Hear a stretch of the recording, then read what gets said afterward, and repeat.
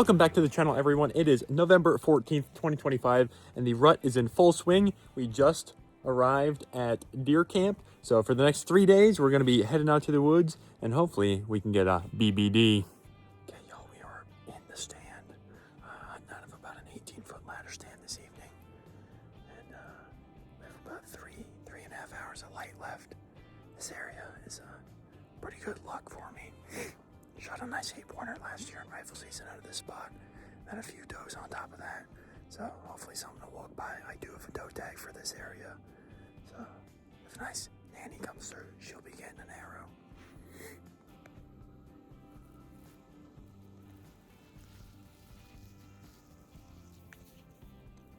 I also have a buck bomb over there at about 30 yards. You can see it dangling from the tree, right in that little shooting lane. So hopefully something big comes through and gives that a sniff.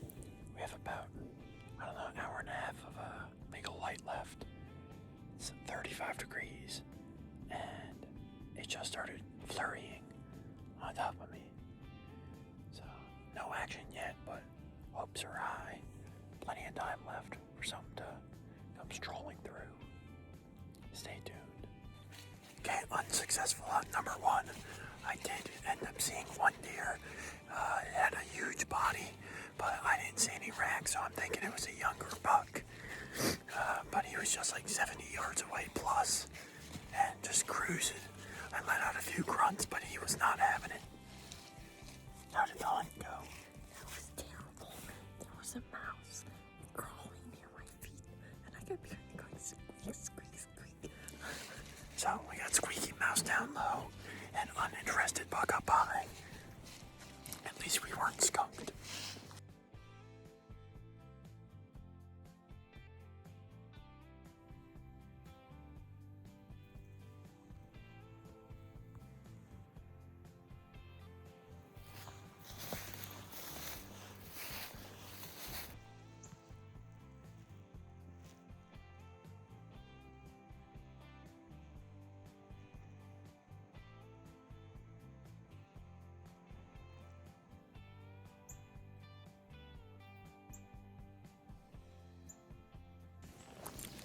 So we just had the first bit of action for the morning.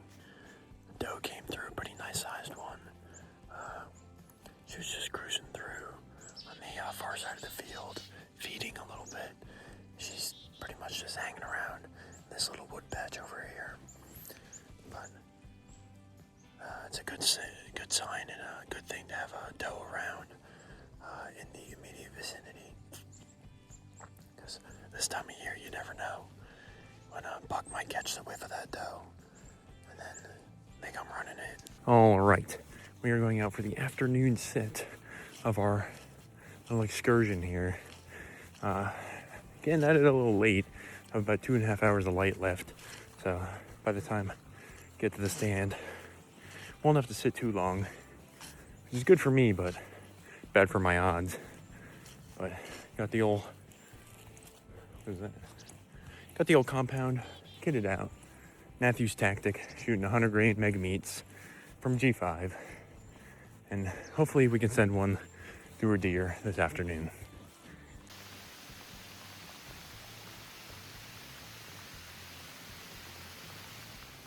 Well, we're in the tree again. And it's also snowing again. But we got the climber set up on this old pine tree here. It's quite windy today, so it's a little sketchy, but we're up here, we're sitting, and we're out in the woods. That's all you can ask for. But we're overlooking this little intersection here. I'm not too high off the ground, maybe like 10 foot or so, but plenty of shooting lanes, a lot of intersections, and some thick stuff behind me that hopefully they'll come through.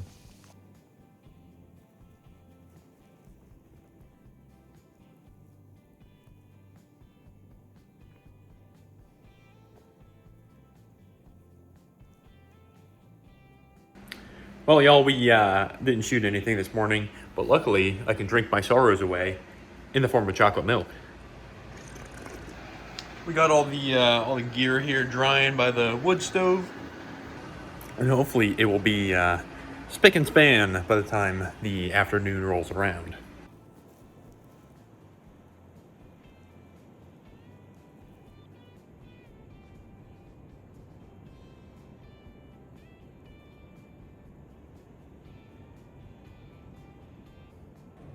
even though we didn't get anything on this hunt, it was probably one of the coolest of my life, simply because of that fisher coming through. If you're unfamiliar with what a fisher is, it's a member of the weasel family. I think the largest member. And it's highly predatory, and you don't often see them just roaming through the woods like this. So super thankful that this one decided to play around right in front of me. It's probably at like 30, 40 yards. But yeah, no success in the deer front, but a cool hunt nonetheless.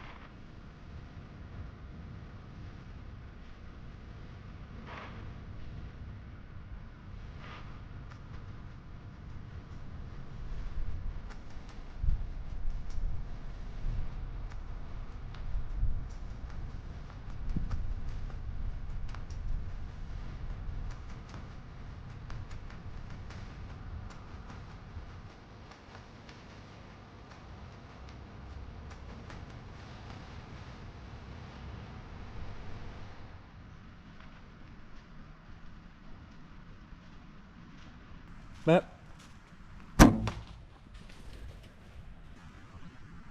Map.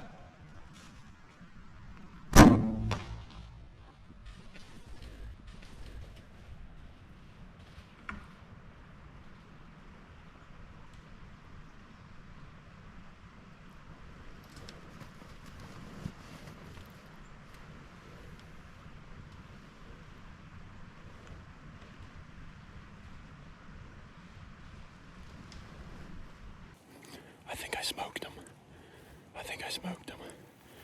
It looked like he was broken off on the one side. This is the last day, the last sit of the morning. And I think I just smoked like a broken off 3-pointer. Can't eat the antlers, boys and girls. Cannot eat the antlers. I grunted at him a little bit. He walked by me, probably at 60 yards. I grunted at him a little bit. And then he came back on a frozen rope right to me. Started feeding on some beach leaves. Right at about 30 yards. I think I drilled him. I'm gonna wait a little while. He ran off. And then went up, ran away. I definitely heard the pop, but he was standing up there. I don't know if he ran away after that, but definitely nice tall, maybe 4 if he has brow tines, but definitely 3 on one side, definitely a legal buck. And up here in the mountains of Pennsylvania, you take whatever you can get. Super thankful, but I'm gonna let him rest a little bit, then go see if we can't track him down. Okay, I'm walking over to the shot site. From reviewing the footage, it definitely looked like a double lung. Perfect mid-body line. I wonder if I can see my arrow here. Super thick right in here. Bunch of little branches and stuff. Okay, I see my arrow. And it's looking very red. It's looking very red.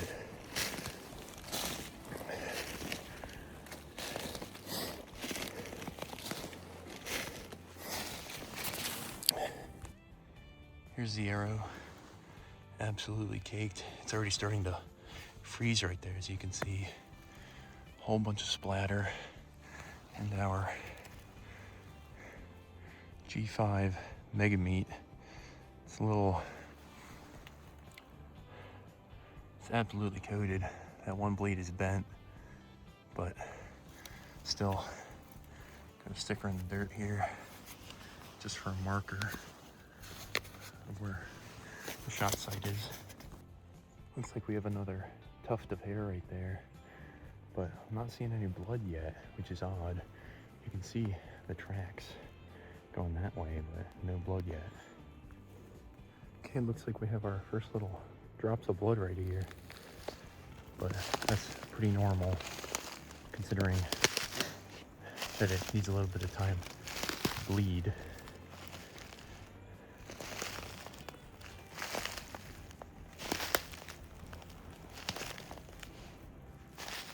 Okay, there's another decent little glob. Definitely running. I think he hop, skipped, and jumped over this here log, so I'm gonna have to do some acrobatics to get over here. More blood. Just spraying little drops here and there. Okay, there's a decent little pile.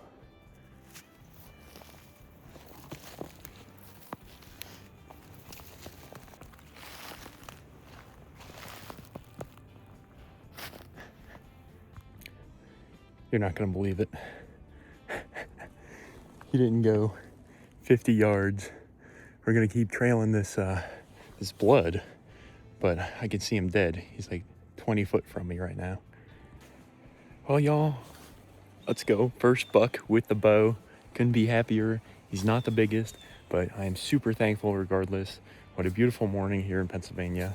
And yeah, he didn't go 50 yards from that G5 Mega Meat. Hit him a little high, but definitely double lunged. Oh man, what a rush, what a rush. Gonna get him tagged up, dragged out, and got a little bit of work to do now. For those of you wondering where I hit him, just a forewarning, this next scene will be a little graphic, but there you go, right through double lungs. Nice G5 Mega Meat. Let me tell you, nothing makes you feel more out of shape than dragging a deer off the side of a mountain. Now this here fellow was quite the feisty one.